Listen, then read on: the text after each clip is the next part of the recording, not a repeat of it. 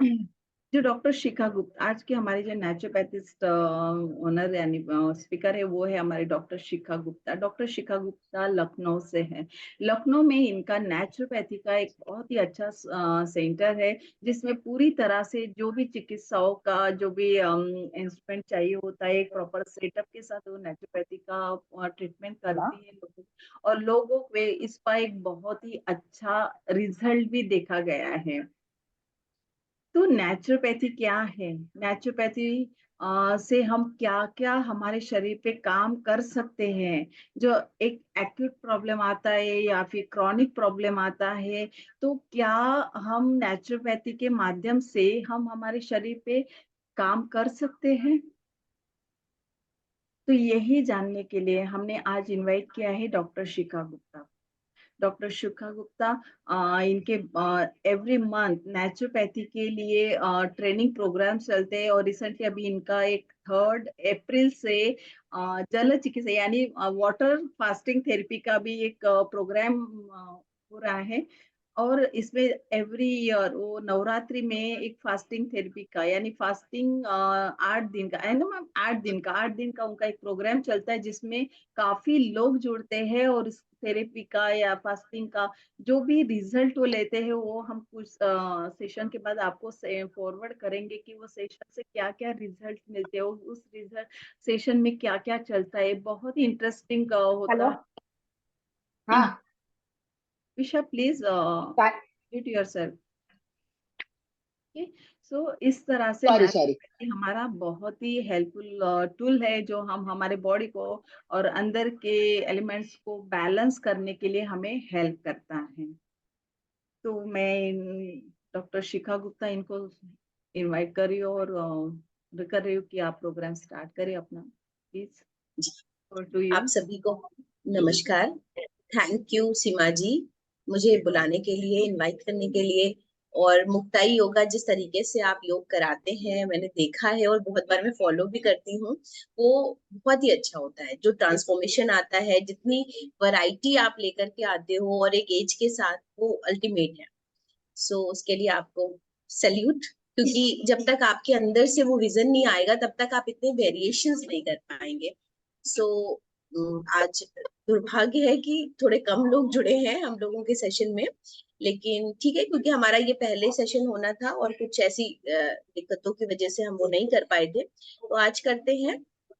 पहली बात तो मेनोपॉज पे सेशन है, जैसा कि सीमा जी ने बताया, बट उसके पहले हम लोग नेचुरोपैथी समझ ले। नेचुरोपैथी मीन्स धूप, हवा, मिट्टी, पानी, आकाश। जिन 5 तत्वों से हमारा शरीर बना है, हम उन्हीं 5 तत्वों से इलाज करें, तो वो है हमारा नेचुरोपैथी, प्राकृतिक चिकित्सा। तो प्रकृति में जो है उससे इलाज हम जब कर रहे हैं तो वो प्राकृतिक चिकित्सा है। अगर हमने औषधियां बना ली तो वो आयुर्वेदिक चिकित्सा हो गई। अगर हमने और भी चीजों को अप्लाई कर लिया तो वो होम्योपैथी हो गई। इसी तरह होम्योपैथी, आयुर्वेदा, सिद्धा, यूनानी, एलोपैथी, बहुत सारी चिकित्सा पद्धतियां प्रचलित हैं। समय समय पर हमें स्वस्थ रहने के लिए इन सभी का उपयोग करना पड़ता है। सिर्फ यही चिकित्सा काफी नहीं है, बट समय समय पर एक, जैसे मान लीजिए कोई एक्सीडेंटल केस है, तो बहुत हद तक हमें एलोपैथ की तरफ जाना पड़ता है। पर समय रहते हम अपने शरीर की प्राकृतिक चिकित्सा के द्वारा अपना इम्यूनिटी बिल्डअप करें और उन दवाओं को 15 दिन, 1 महीने, 3 महीने के अंदर खत्म करके हम वापस से अपने शरीर पे आ जाए। ऐसा ही करना चाहिए व्यक्ति को। एक सेकेंड दीजिए।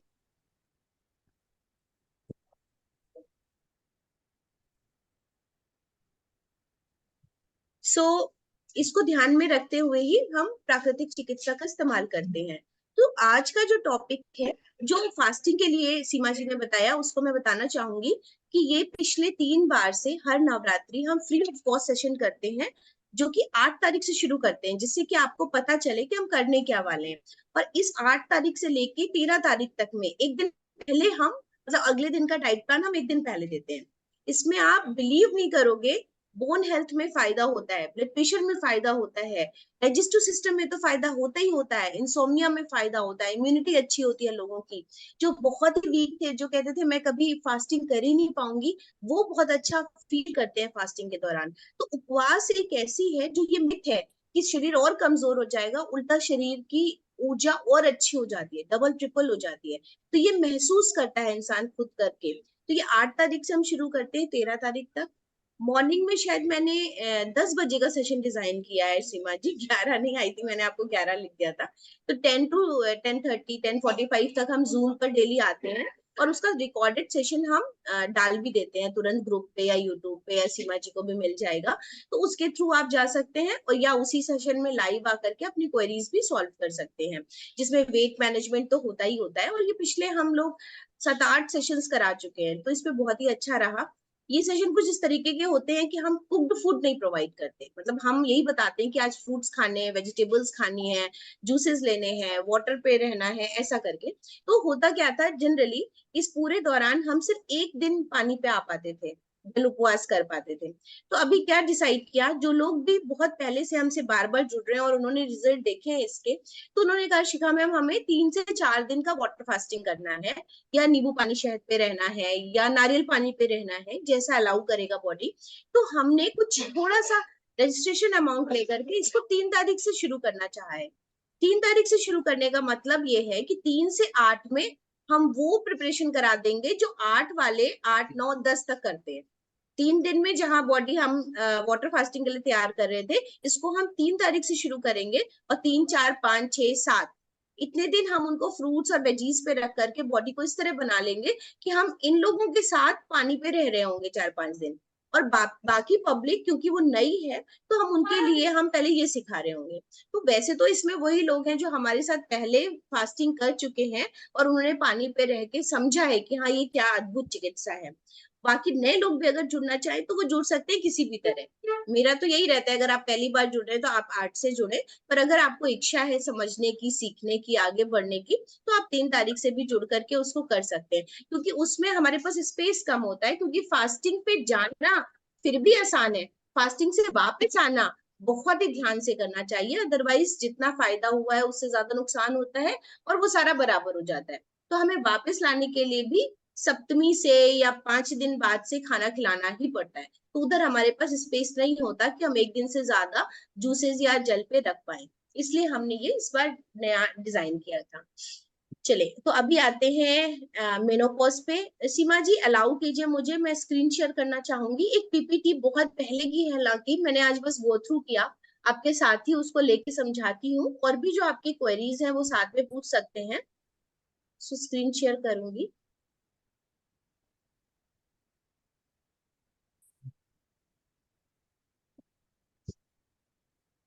मुझे आप ना होस्ट बना दीजिए तो हो जाएगा, राइट?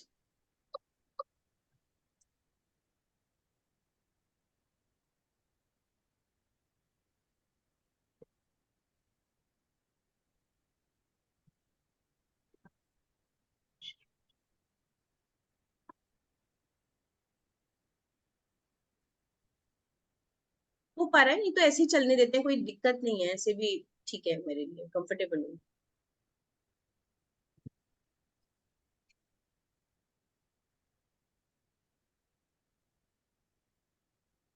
चलिए रहने देते हैं सीमा जी। अच्छा, मेनोपॉज की जो अवस्था है वो जितना पेशेंट हमारे पास हमने देखा समझा, एक तो ये जो 40 से 45 की अवस्था है, 40 से लेके 45 के बीच में, ये है पेरीमेनोपॉज। पेरीमेनोपॉज की सिम्टम है कि अधिकतर आपके पीरियड्स इरेगुलर हो जाएंगे, या गैप्स होने लगेंगे, या स्ट्रेस ज्यादा होगा, या हॉट फ्लैशेस आएंगे, या थोड़ा सा डिप्रेशन आएगा। ये पेरीमेनोपॉज ज्यादा खतरनाक है रेदर देन मेनोपॉज के। तो 40 के आसपास, क्योंकि हमारा कुछ क्लाइमेट इस तरीके का है कि जो सिचुएशन हमें जिस टाइम पे हैंडल होनी थी वो हम 5 साल पहले हैंडल कर रहे हैं, मतलब जो अवस्था 50s में थी वो हम 45 हैंडल कर रहे हैं, 45 में जो अवस्था थी वो हम 40s में सफर कर रहे हैं। तो 40 41 42 43 44 इस दौरान जो भी सिम्टम्स दिखाई दे रहे हैं वो पेरीमेनोपॉज के हैं, और इसमें ज्यादा ध्यान देने की जरूरत है। तो मतलब हमें अपनी बॉडी को इसके, अगर हमने इसमें संभाल लिया तो मीनोपॉज कब हो जाएगा बहुत ही पीसफुली पता भी नहीं चलेगा।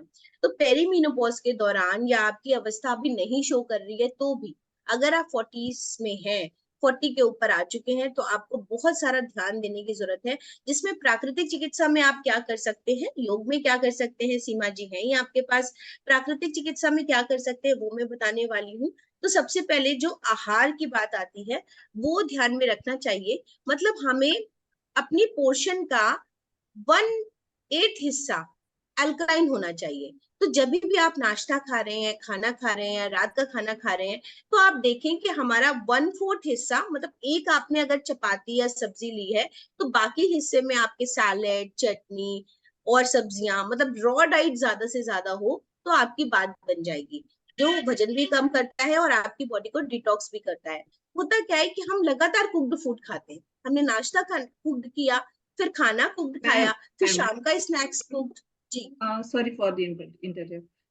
अगर किसी को आपको नोट करना है ना, तो प्लीज आप नोट डाउन करके रखिए। आप हो सकता है आपके काम पे आ जाए कि क्या होता है, आप सुनते हो बाद में हम भूल जाते हैं। तो अगर हो सके तो आप इसको नोट करके रखिए कि मैम क्या जो भी फूड आइटम है, या फिर हमें चिकित्सा क्या करनी चाहिए, फूड क्या लेना चाहिए। तो और ये सब चीज हम घर पे ही कर सकते हैं, कहीं जाने की जरूरत नहीं है। तो प्लीज जी, हो सके तो आप अपना नोट करके रखिए ये सब चीज। क्योंकि ठीक। अभी आप मेरे से अगर पीछे पूछोगे ना तो कहीं लिखा नहीं है, हो सकता है मैं हाँ। ही भूल जाऊं कि मैंने आपको क्या बताया, राइट।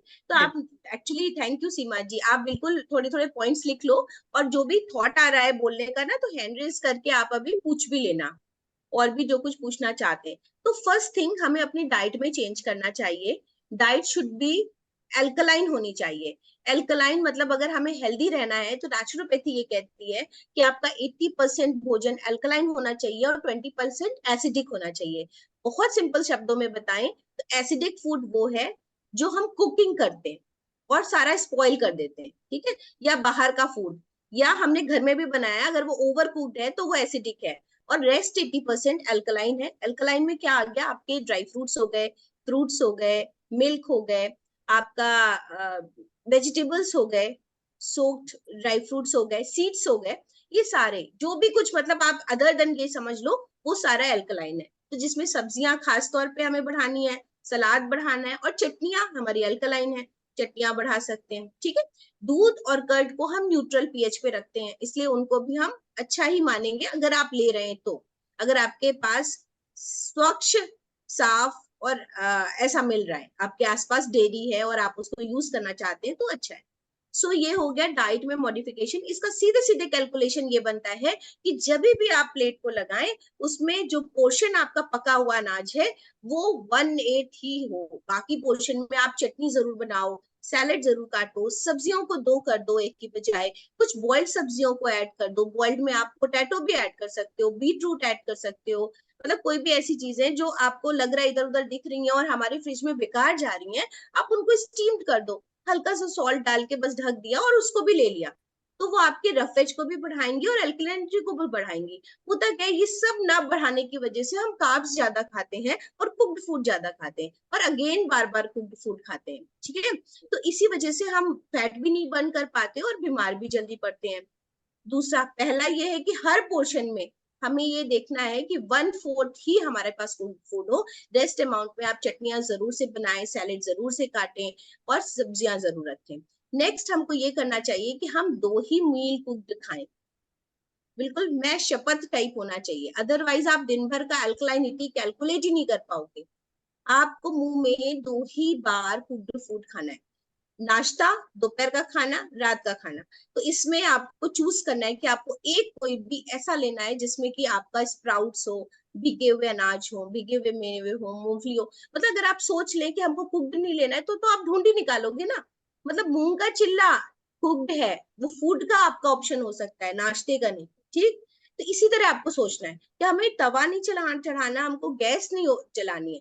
उसके अलावा आप कुछ भी कर सकते हैं, वो आपके नाश्ते का हिस्सा हो। या बाहर निकलते हैं तो नाश्ते में ये हो सकता है तो दोपहर का खाना स्किप करना पड़ेगा, उसमें आप कर्ड में बहुत सारी चिया सीड्स में लाके ले सकते हैं, या बहुत सारी सैलेड के फॉर्मेशंस करके आप इस तरह का बाउल ले सकते हैं। या आप रात में अगर स्किप करना चाहते हैं तो वो एक अच्छा गैप हो सकता है आपके लिए इंटरमीडिएट फास्टिंग का, कि जहां पे आप न्यूट्रिशियसली ले सकते हैं। जो मैंने इस टाइम पे चेंजेस किए हैं अपने, क्योंकि चैलेंज तो हमारे और सीमा जी के साथ भी है, ऐसा थोड़ी हम लोग ऊपर से उतर के आए हैं, राइट। तो ऐसा नहीं है कि हम ज्ञान बांट रहे हैं और अपने लिए नहीं करेंगे, अपने लिए भी हमें करना ही होगा। अदरवाइज फिर हम भी फिट नहीं रहेंगे। तो जो मैं आई थिंक 47 हूँ, तो जो मैं सफर कर रही हूँ या मैंने जो चेंजेस किए हैं, उसमें एक सबसे बड़ा चेंज ये है कि मैंने रात में सूर्यास्त के बाद खाना छोड़ा है। तो खाना छोड़ा है जिसमें कि हमने, ये है कि बस सूर्यास्त के बाद हम कुक्ड फूड नहीं खाएंगे, क्योंकि मेरी मॉर्निंग के 5 साढ़े 5 शुरू हो जाती है, तो उधर मैं गैप करना ठीक नहीं समझती। और वो नेचर के अकॉर्डिंग रहे तो आपको रिजल्ट ज्यादा अच्छे आते हैं, ऐसा मेरा मानना है। बहुत सारे लोग इंटरमिटेंट फास्टिंग उधर 10-11 बजे तक करते हैं, बट मैं उसको बहुत अच्छा नहीं मानती हूँ। जब आपकी बॉडी उठ जाते हैं आप और वर्क करना शुरू करते हैं, तो आपके ब्रेन को भी चीजें चाहिए और आपकी बॉडी को भी चाहिए। तो अगर आप नेचर के अकॉर्डिंग चलेंगे तो आपको ज्यादा फायदा होगा। तो ये मेरे 2 मील नाश्ता और दोपहर का खाना, उसके बाद सूर्यास्त के बाद कुछ भी फ्रूट्स के तरीके का सैलेड का, या कुछ नहीं तो नींबू पानी, और नींबू पानी शहद पानी, ऐसा। तो जैसा बॉडी गवर्न करती है, दोपहर के खाने के बाद हमने लिया है नहीं लिया है, उस पर डिपेंड करता है। तो ये मुझे बड़ा अच्छा मतलब अच्छा लग रहा है मुझे, ये मैं कर पा रही हूँ और ये वैसा करना मुझे अच्छा लग रहा है। आप अपने अकॉर्डिंग, अपनी सहूलियत के अकॉर्डिंग कोई समय भी निर्धारित कर सकते हैं, 7 बजे के बाद, 8 बजे के बाद। मैं नहीं कह रही सूर्यास्त ही हो, आपका अपना अपना तरीका हो सकता है। और सुबह का स्किप करके उधर भी आगे बढ़ा जा सकता है कि हम वहां पर अनकुक्ड खाएंगे। ठीक है, तो एक तो ये हो गया चेंज जो आपकी बॉडी में बहुत सारे चेंजेस लेके आ सकता है, छोटा सा टिप है। दूसरी बात करते हैं, कौन सी ऐसी चिकित्सा हो जो हमारे एब्डोमिनल एरिया को, पेल्विक एरिया को और रिप्रोडक्टिव सिस्टम को फिट रख सके। तो पहले तो है कटी स्नान, हिप बाथ। हिप बाथ बहुत ही फायदेमंद है। हिप बाथ में वैसे तो एक इस तरीके के टब आते हैं जिसमें आपका पीछे का हिस्सा जो टब का है वो थोड़ा सा ऐसे बढ़ा हुआ रहता है, जिसमें आप ऐसे रेस्टिंग स्टेज में बैठ जाते हैं। बट अगर आपके घर में कोई भी ऐसा टब है एल्यूमिनियम का या प्लास्टिक का जिसमें आप आ सकें, उतनी चौड़ाई हो, उतना बड़ा हो, उस तरह का टब आप ले लें घर में, और सामान्य पानी में, नॉर्मल टैप वाटर में आप बैठना शुरू करें। पैर बाहर रहते हैं इस तरह में। कटी स्नान मतलब, कटी मतलब कमर, तो मतलब सिर्फ कमर का स्नान है वो। तो आपके जेनाइटल ऑर्गन्स, हाफ थाई और नेवल तक, नेवल से बिलो ही पानी होना चाहिए। तो उस टब को आप आधा ही भरेंगे, आप उसमें बैठ जाएंगे, पैर बाहर रहेंगे। मैक्सिमम टाइम 15 मिनट होता है, तो 5 मिनट से शुरू करके 15 मिनट तक आपको बैठना है। और फिर एकदम से उठ करके आप टहलिए या एब्डोमिनल एक्सरसाइजेस कीजिए या यूट्रस से रिगार्डिंग एक्सरसाइजेस कीजिए। ये भी बहुत ही अच्छा ट्रीटमेंट है। और आप इसको अगर 10 दिन लगातार, 15 दिन लगातार देख करेंगे तो आप अपने आप में खुद ही अंतर महसूस करेंगे। इसमें जितना भी आपके, अभी हमने 1-2 पेशेंट्स से, बच्चे इवन ज्यादा बढ़ रहे हैं इस तरीके के, तो 18-19 ईयर्स की गर्ल्स हैं जिनको फ्रीक्वेंट यूटीआई तो नहीं है, यूटीआई का सिम्टम अब खत्म हो गया एंटीबायोटिक से, पर मिक्चुरेशन की हैबिट, जैसे बार बार लग रहा है यूरिनेशन आ रही है, फील हो रहा है, फ्लो कम है, ऐसा वाला था। तो वो बोलते हैं कि अरे मैम आपका तो बिल्कुल कटी स्नान रामबाण है। तो बस सिर्फ कटी स्नान दिया उनको हमने, गर्म ठंडा कटी स्नान दिया, हॉट एंड कोल्ड, जैसे गर्म में बैठिए, ठंडे में बैठिए, फिर गर्म में बैठिए। तो इसका एक अपना रेशियो है, इसको भी आप लोग समझ लें और लिख सकते हैं कि 5 मिनट गर्म, 3 मिनट ठंडा, 5 मिनट गर्म, 3 मिनट ठंडा, 5 मिनट गर्म, 3 मिनट ठंडा। तो ऐसा हम लोग करते हैं। पैर बाहर ही रहते हैं, पैर सूखे रहते हैं, गर्म और ठंडे में बार बार आपको आना होता है, और गर्म पानी आपको फिर इस केस में बढ़ाना पड़ेगा। तो ये और उसमें उसकी रिपोर्ट्स में क्या था, इन्फ्लेमेशन भी है और स्वेलिंग है, एंडोमेट्रियोसिस कॉमन है, और दूसरा है यूट्रस की स्वेलिंग है, और तीसरा है यूरिनरी ब्लैडर में स्वेलिंग है। तो वो भी आपको, अगर हल्की भी स्वेलिंग है तो वो भी आपको बार बार प्रेशर फील करता है कि यूरिन आ रही है या यूरिन होल्डिंग कम हो रही है। तो ऐसे में भी ये सारी चीजें फायदा करेंगी। कटी स्नान हिप बाथ लेने के बाद, या बहुत वीक व्यक्ति है तो वो ओढ़ के लेट जाए ब्लैंकेट, या आप वॉक पे निकल जाइए। तो सबसे सुंदर समय यही है कि सुबह सुबह आप लें, सामान्य पानी में ले, एक ही टब का इस्तेमाल करें, और उसके बाद आप टहलने निकल जाएं। उसमें देरी ना लगाएं, चप्पल पहन के बैठे, टब के अंदर सारे कपड़े आपके टंगे, फटाक से उठे, दूसरे कपड़े पहने और टहलने निकल गए। टहलने का समय मिनिमम 20 मिनट्स होना ही चाहिए। मतलब 20 मिनट में बॉडी गर्म होती है, और आप सोचो कि हो गया, तो 20 मिनट में, तो 20 मिनट बाद शरीर को फायदा होना शुरू हुआ। तो हमेशा वॉकिंग टाइम 20 मिनट से ज्यादा ही रखना चाहिए, 20 से लेके 45 मिनट। अच्छा, बहुत सारे लोगों को मैंने देखा 2-2 घंटे टहल रहे हैं। हमारे पास सीमा जी एक पेशेंट आए हैं अभी, उनको 2 हार्ट में 2 स्टेंट पड़ चुके हैं, और अब सवाल ये है, उसका फायदा नहीं मिल रहा। ठीक है, उन्होंने कहा एक स्टेंट पड़ गया फिर भी कुछ नहीं हुआ, दूसरा पड़ गया फिर भी कुछ नहीं हुआ, जो सिम्टम्स थे बॉडी के वो एज इट इज है। तो मैंने कहा भाई क्या कैसे सिम्टम्स आप देखते हैं? तो बोलते हैं मैं 2 घंटे वॉक करता था, आज भी नहीं कर पा रहा हूँ। मैंने कहा 2 घंटे वॉक करनी क्यों है, वजन ज्यादा है, वो एग्री। तो मैंने कहा आप 2 स्ट्रेच में वॉक करो, सुबह शाम वॉक करो 45 मिनट का। उसमें भी आपकी जो कंडीशन है आपको थोड़ा बहुत बीच बीच में रेस्ट लेना चाहिए। और मैं कभी अलाउ नहीं करूंगी कि आप 45 मिनट से ज्यादा की वॉकिंग करो। आप बाकी चीजों में प्राणायाम करो, 1 घंटा और निकालो अपनी बॉडी के लिए बीच में, पर सेपरेटली। बहुत एक्सर्ट करने से भी बॉडी प्रेशर में आती है। तो कभी भी जो भी आपका शेड्यूल है उसको ऐसे ना बढ़ाइए कि अभी नेचुरोपैथी हो रही है, अभी योगा हो रहा है, फिर अभी कुछ हो रहा है। तो आप तो काम कर ही रहे हो ना, मेहनत कर रहे हो, तो हमेशा डिवाइड कर दीजिए। कुछ प्राणायाम को दोपहर में शिफ्ट कर दीजिए, कुछ सोने से पहले भ्रामरी वगैरह कर लीजिए। तो ऐसे आप चीजों को डिवाइड कर दीजिए, आप देखिएगा उसमें अपना आनंद है। और वैसे भी लेडीज पजल्ड हो जाती हैं एक ही टाइम पे, बहुत समय नहीं निकाल पाती हैं, तो भी एक अच्छा सोल्यूशन होता है। दूसरी बात आती है कि जो एक तो ये हो गया एक्सरसाइज शेड्यूल, सीमा जी आपको समझाएंगी, समय समय पर बताती भी रहती हैं। सो एक आता है कि हमें नींद नहीं आ रही है, या ब्लड प्रेशर ज्यादा है, या एंजाइटी है। हम ब्लड प्रेशर के मरीज नहीं है, लेकिन हाइपरटेंशन और एंजाइटी इस उम्र में आप देखोगे कि जो हमारा पोटेंशियल होता था वो कहीं ना कहीं लैक करता है। ऐसे में फटफट बात एक अद्भुत चिकित्सा है, उसको रात में सोने से पहले भी ले सकते हैं। तो कहने का मतलब है आप पानी को कुछ ऐसे धारण कीजिए कि आपका वो नहाने का तरीका बन जाए। ठीक है, तो कभी आप अपने पेल्विक एरिया में पानी भर के बैठिए और नहा लीजिए, कभी आप अपने पैरों में पानी भर के बैठिए और नहा लीजिए। तो इस चीज का कोई साइड इफेक्ट नहीं है, और पीछे से क्या हो रहा है, पूरी बॉडी का केमिस्ट्री बदल गया, पूरी बॉडी का ब्लड सर्कुलेशन बदल गया, है ना। जैसे हम हॉट फुट बात कह रहे हैं, तो पैर गर्म पानी में गुनगुने पानी की बकेट में पैर डाल के बैठना है। तो ये था हमारा पेडिक्योर या रिलैक्सेशन। पर अभी हमने क्या किया, हर 2-3 मिनट पे हमने गर्म पानी पैरों में बढ़ाया, पैरों की बकेट में बढ़ाया, और बॉडी को ऐसे करके रैप कर लिया, जिससे कि बकेट के बीच में और पैरों के बीच में जो हवा है वो ना आए, जिससे हमारे अंदर एक स्टीमिंग क्रिएट हो गई।